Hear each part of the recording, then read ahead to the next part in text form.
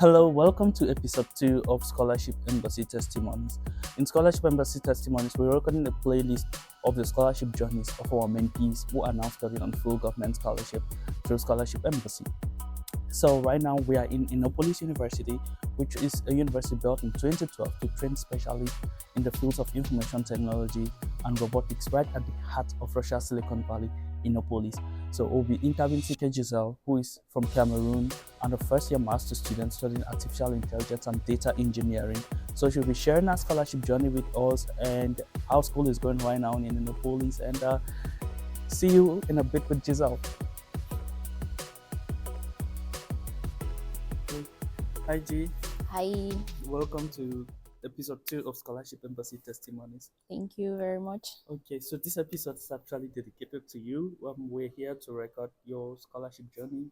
So, your testimony will definitely go out there to encourage somebody who is probably not getting a good education or who wants something better than what he or she has currently.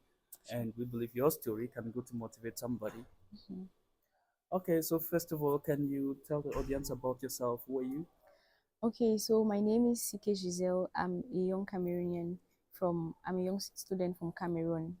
In the past years, I think I graduated from the University of Buea in 2023, and in 2024, I met the ambassador here who helped me to get to where I am today. So I'm currently studying artificial intelligence and data engineering at Innopolis University, and you're going to hear more about it as we continue. Okay.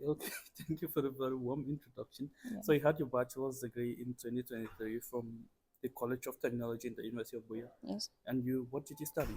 I studied mechatronics engineering in the University of Buea, and I graduated in July 2023, and then I made the ambassador here in March 2024, and we started working on my scholarship preparation.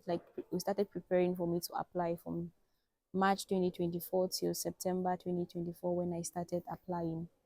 And it was a long journey. Yeah, it was a long journey of constant working, constant updating, and a lot of things I needed to do. Okay, so just on the outside, Giselle is actually one of the co-founders of Scholarship Embassy. She's also one of the mentors who I think she will share her mentorship experience in what she's doing. Maybe not in this video, probably another video, For but sure. today let's keep the video within context. Yeah. So, can you share your scholarship journey with us? How was it like? How did it start? What did you do? What was the beginning? Maybe you just tell the story holistically so we don't miss out on anything. Okay.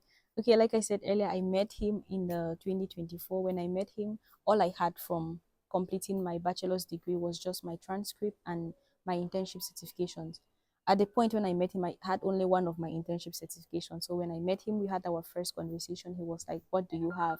I was like, "I have my bachelor transcripts and my one of my certifications for my internship." He was like, "First thing first, go and collect your second certification for your internship, and then do you have a CV? Do you have a portfolio?" I was like, "I have a CV, but my CV, oh my god, it was crap." "Do you have a portfolio?" I was like, "What is a portfolio?" At the moment I met him, I didn't even know what a portfolio was.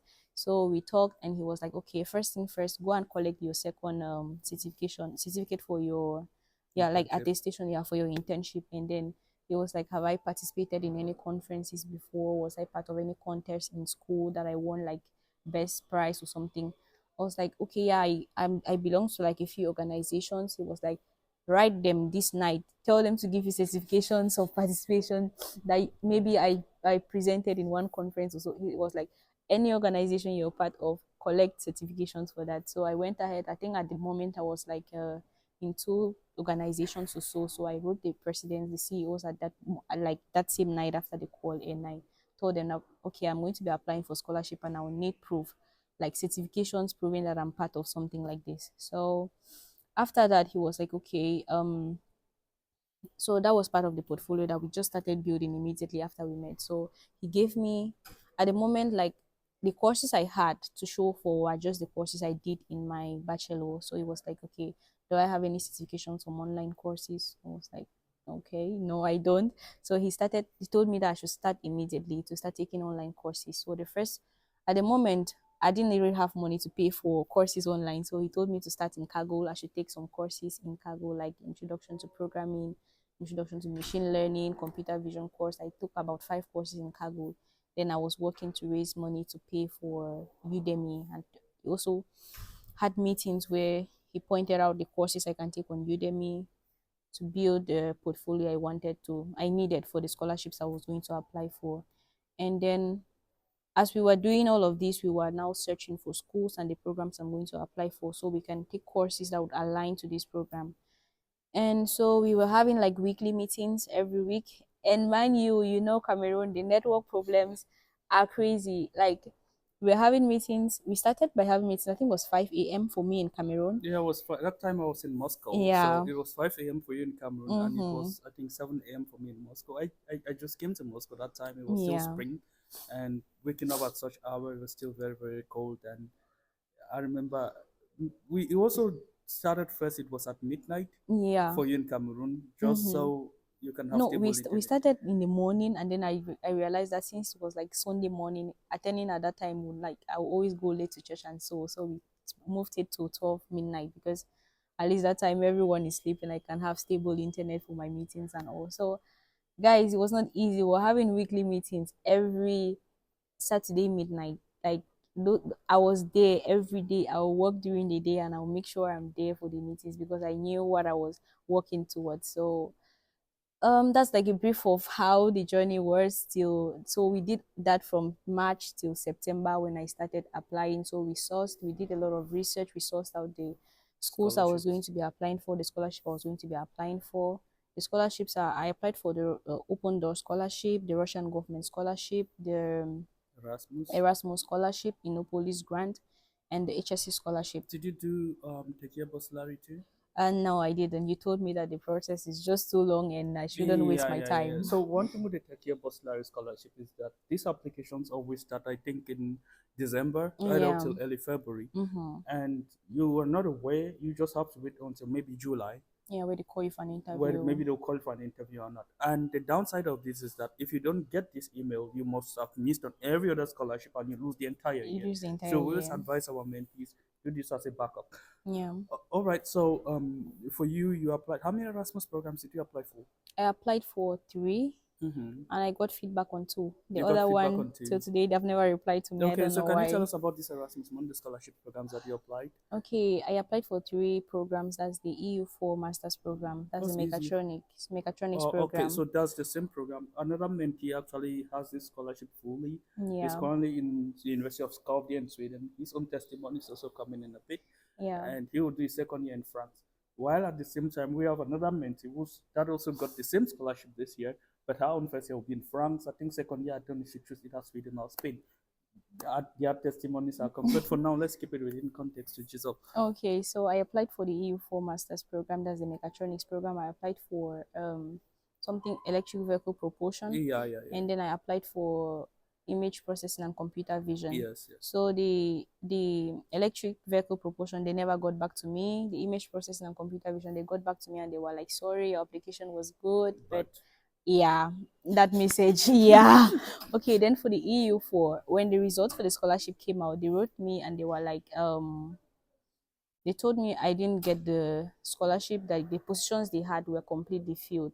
Then 2 weeks later, they wrote me again that okay, they have one opening and they would love to take me, so they'll cover for full tuition. my full tuition, but I have to pay for my expenses, like for to get myself from where I was. I was in Cameroon at that time to Sweden, and I'll also have to pay to from Sweden to France.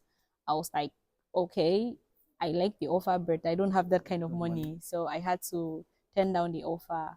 So that was how my journey on Erasmus But went I think through. even before these, let's even come back a bit, back to the online courses stuff. So you Mm-hmm. said you applied for the electric vehicle and propulsion systems. You applied for mechatronics. Yeah. You applied for image processing. Mm-hmm. Did you take courses related to these in your bachelor's? No, no, I didn't. So your bachelor's was in mechatronics, but these core aspects were missing. Oh, they were not there at And all. the idea with the online courses that you took was because okay, you're interested in this area and Mm-hmm. you want additional skills to supplement your bachelor's transcript. Exactly. Okay. And do you think these online courses played a key role in towards getting you? shifted you more towards getting a positive response or not? They did. Without these courses, there was no way the people, like the application board, was even going to look at my portfolio or my motivational letter. Because when I just left from University of Buea, if I was to write a motivational letter, it would just be very empty. Like it would be very empty. Like because when you look at what I did in my bachelor and you look at what I'm going to be doing for masters, the gap in between is just Was too quite much. wide. Yeah. So these online courses help fill that gap. And because we did a lot of research at the beginning, we knew the programs I was going to apply. So we knew the courses to take. Like, okay, this university they do this, this, and this. So we take courses related to this thing. So when I'm applying, I'll be like, okay, I already have added to my bachelor, I already have This. knowledge of this, and this, which I see it's part of like your program structure. So we try And to link all of these things up also and like sometimes they may say they want a bachelor's degree in maybe mechatronics or mhm, electrical engineering or maybe biotechnology, whatever. But the problem could be that the content of what you did is not exactly the content for their own bachelor program in that university. yeah, So this online courses helps to give you that foundational knowledge. exactly. All right, so talking about your studies in Innopolis, you're in the same program as I am, but I'm a year ahead, the Yeah. AI program. Mm-hmm. And I also really, really struggled when I came, despite taking a ton of online courses just to bridge the gap. So Mm-hmm. imagine if somebody just came and you would definitely go home in one day. So Exactly. I want to ask, like, was these online courses that you took before, did they help you in bridging the gap when you arrived at Innopolis? Yes,